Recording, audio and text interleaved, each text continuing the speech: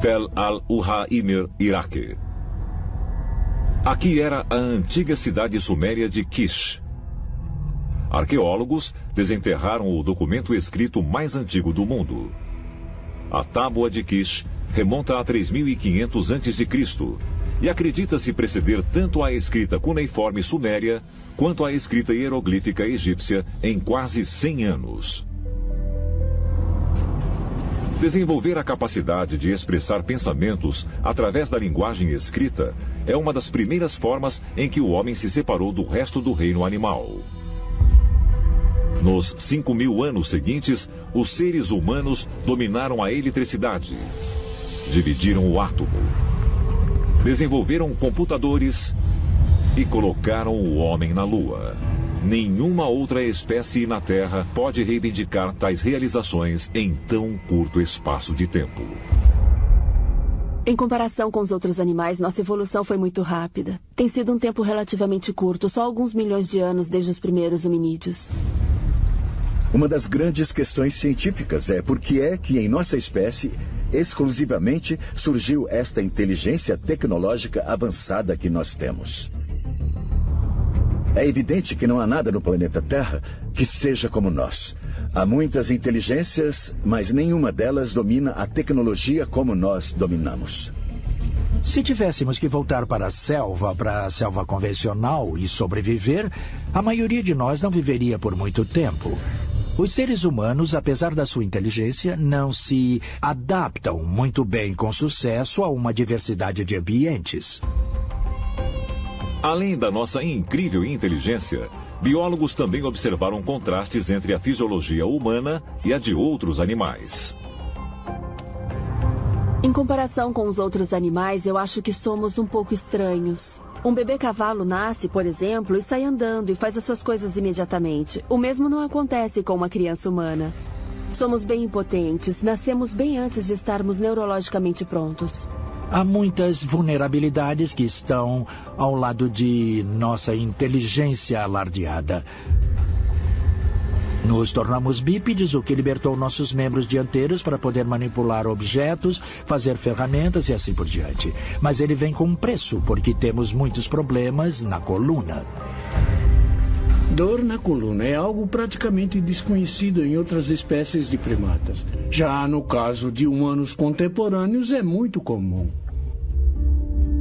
Em 2013, o ecologista Dr. L. Silver estabeleceu em seu livro Os Seres Humanos Não São da Terra uma possível teoria para explicar por que os humanos parecem tão evolutivamente inadequados para o planeta.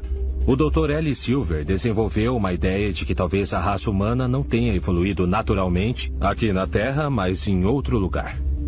O livro de Silver levanta uma série de questões muito provocativas e intrigantes. Por exemplo, por que é que nós desenvolvemos a catarata pelo Sol? Por que é que o Sol parece nos ferir se ficarmos expostos por muito tempo? Então, o Dr. Silver sugere que poderíamos ter vindo de um planeta com uma exposição solar diferente. Temos também 223 genes que aparecem no DNA humano que não aparecem em qualquer outra espécie na Terra, sugerindo mais uma vez que há algo em comum em nós. Eles descobriram que os astronautas, quando estão no espaço, seus ritmos circadianos mudam de 24 horas, que é o que temos quando estamos aqui na Terra, para 24,9 horas, que é o ritmo circadiano exato, ou o comprimento exato de um dia marciano, não um dia na Terra. Os padrões que temos como seres humanos não se encaixam em algumas das outras criaturas que estão neste planeta. A teoria do Dr. Silver é de que ou fomos trazidos para cá ou plantados aqui, mas certamente de uma origem extraterrestre. Temos a percepção de que fomos transplantados para cá, de algum outro sistema solar. E os neandertais já estavam aqui. E nós somos uma raça de um cruzamento alienígena, parte neandertal e parte extraterrestre. As evidências são esmagadoras de que existem extraterrestres em todo o universo e de que eles vêm aqui. Eu diria que a prova está aí e que tudo está à nossa volta, seja em sítios megalíticos que estão alinhados com constelações, como o Monte da Grande Serpente em Ohio. Até mesmo as pirâmides de Gizé. E histórias de seres descendo em naves espaciais e interagindo com as pessoas. Se chegarmos a encontrar um outro planeta com vida nele, isso confirmaria o que as tradições espirituais e sagradas têm dito. Que somos, na verdade, parte de uma família maior, talvez de outras civilizações. Temos esta origem cósmica. Temos esta impressão dentro de todos nós de que a nossa origem está lá fora. Se descobrirmos vida inteligente, a pergunta que temos que fazer é: serão aquelas mesmas pessoas que nos visitaram no passado? Estará a humanidade à beira de descobrir a evidência definitiva de que não estamos sozinhos? Será que vamos saber que existe outra vida inteligente no universo, talvez muito mais antiga e mais avançada do que a dos seres humanos? E poderia tal descoberta nos obrigar a redefinir tudo o que sabemos sobre nós mesmos? Talvez um dia, em breve, descobriremos que existe uma outra Terra, e não apenas uma, mas milhares.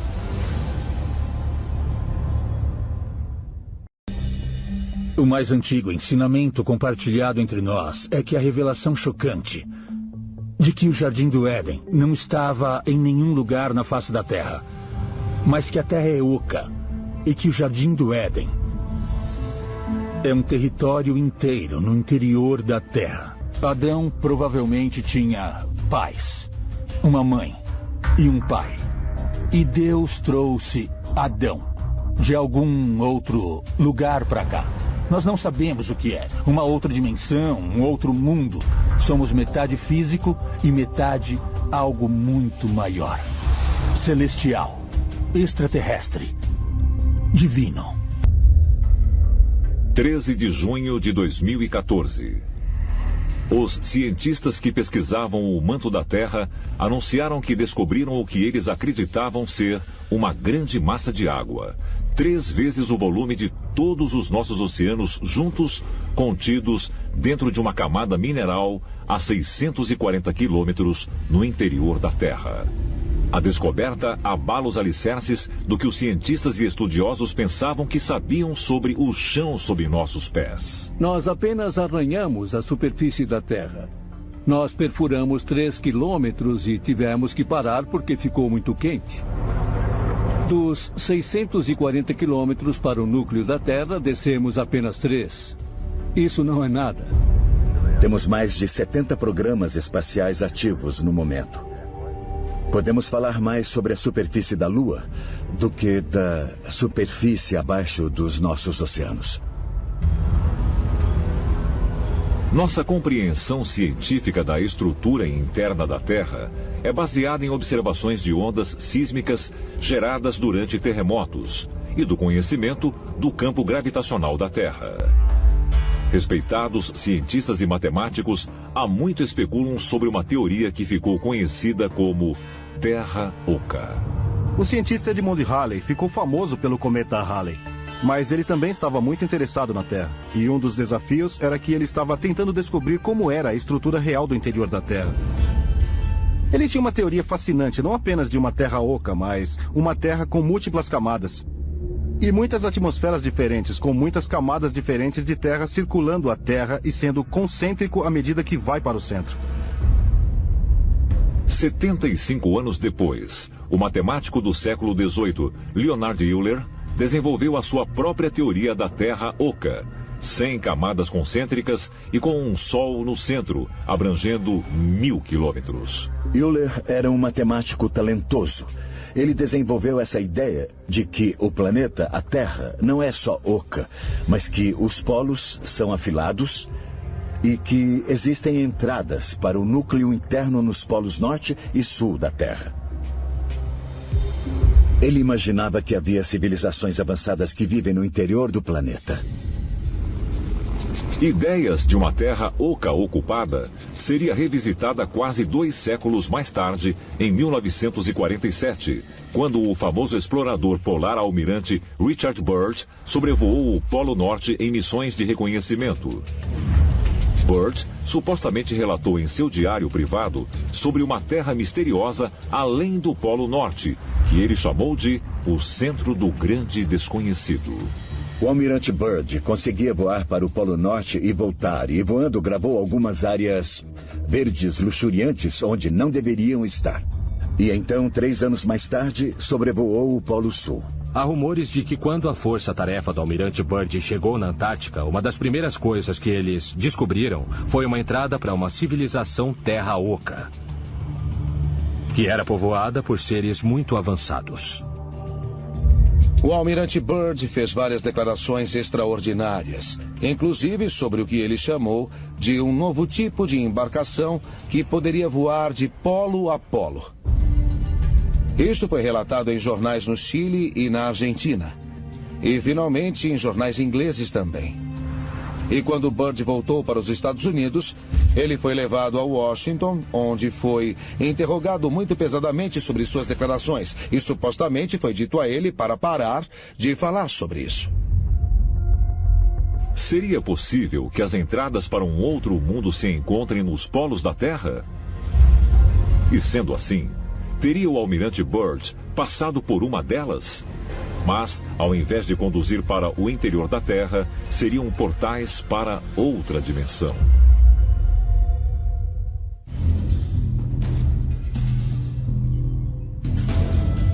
Lively, Ontário, Canadá.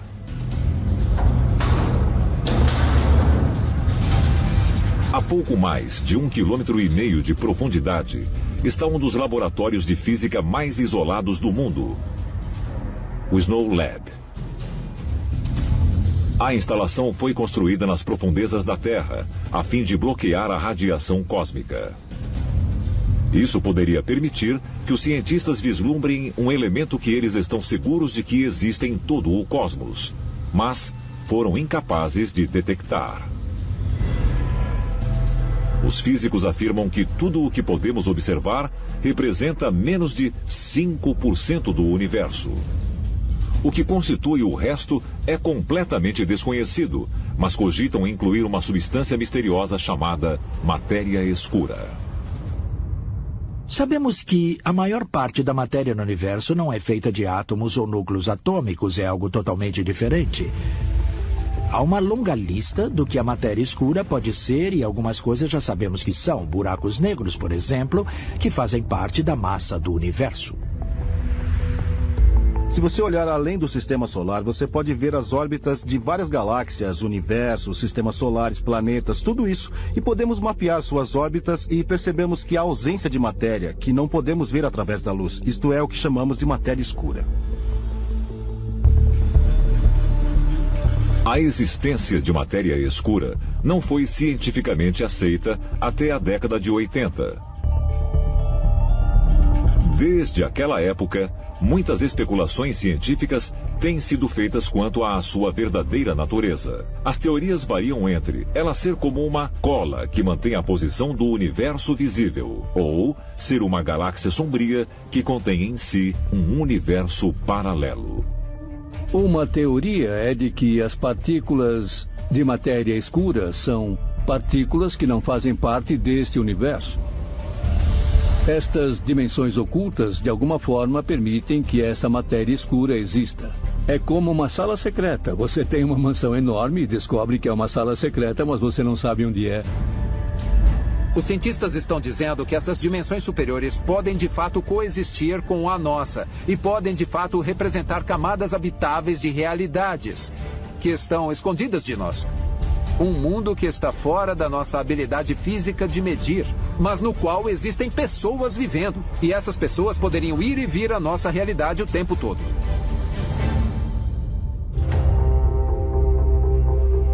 Poderia um mundo extraterrestre estar localizado em um universo paralelo, escondido dentro da matéria escura?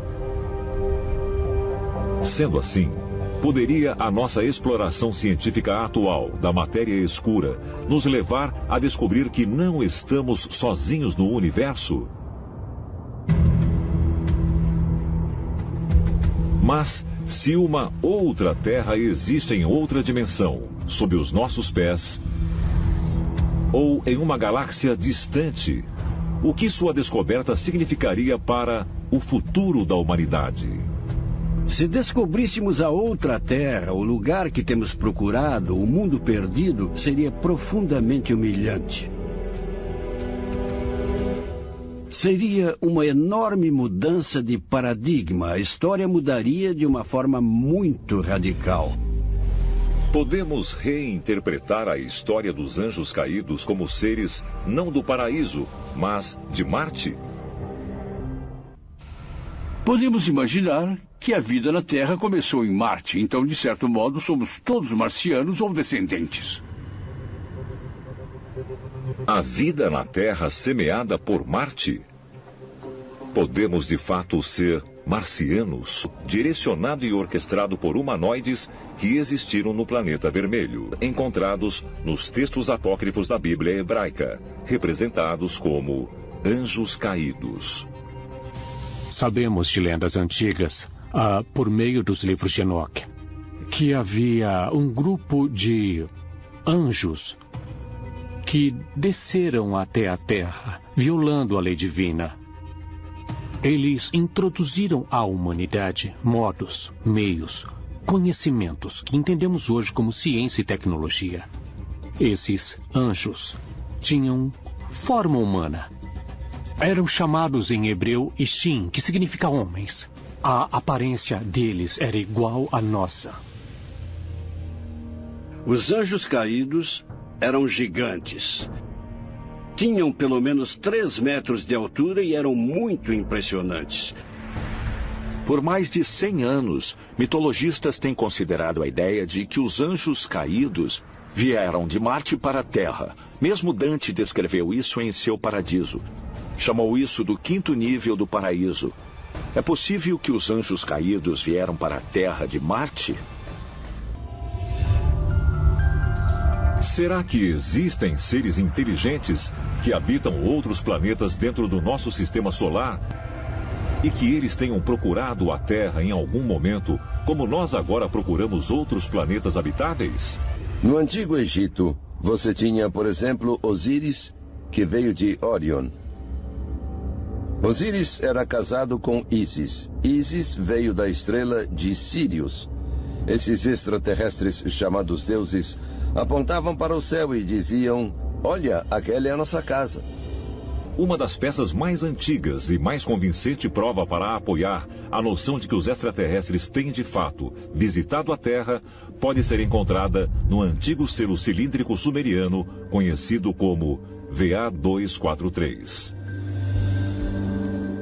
O autor, Zecharia Sitchin, foi o primeiro a sugerir que este selo, que se estima ter pelo menos 4.500 anos, seja uma representação do nosso sistema solar.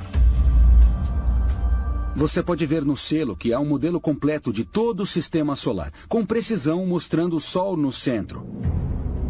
Mas antes de Copérnico e Galileu, ninguém sabia que nós orbitávamos o Sol. Assim, a única explicação é que alguém que tivesse esse conhecimento passou à humanidade e de que houve presença extraterrestre na interação com as pessoas no passado. E vemos isso em todo o globo.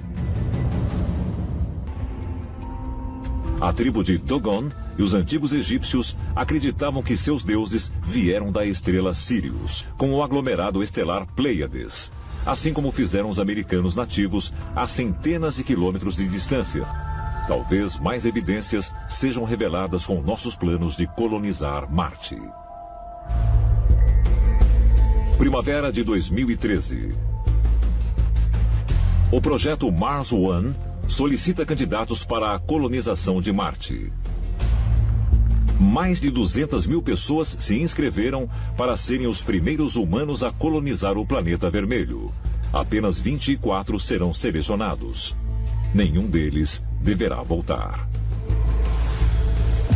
A missão Mars One é uma missão muito ambiciosa. Eles reuniram todos os fornecedores aeroespaciais do mundo e tentaram fazer uso pesado da experiência na estação espacial, onde eles fizeram módulos para viver. Esses mesmos módulos podem ser levados a Marte e manter a vida humana. Os cientistas estão testando modelos de alojamentos para Marte, como o Deep Space Habitat, da NASA. Os engenheiros projetaram os casulos a serem construídos remotamente antes dos humanos chegarem. Uma vez construídos, os habitats fornecerão oxigênio e água e minimizarão os efeitos nocivos da radiação atmosférica para os seres humanos. Mesmo essas façanhas de engenharia não vão permitir que os seres humanos vivam em Marte por longos períodos de tempo. Temos tentado experiências de como criar um ambiente de sobrevivência em um casulo e parece ser muito difícil conseguir para um período de tempo muito longo. E se queremos habitação a longo prazo em Marte e a colonização de Marte, pessoalmente eu voto em terraformação.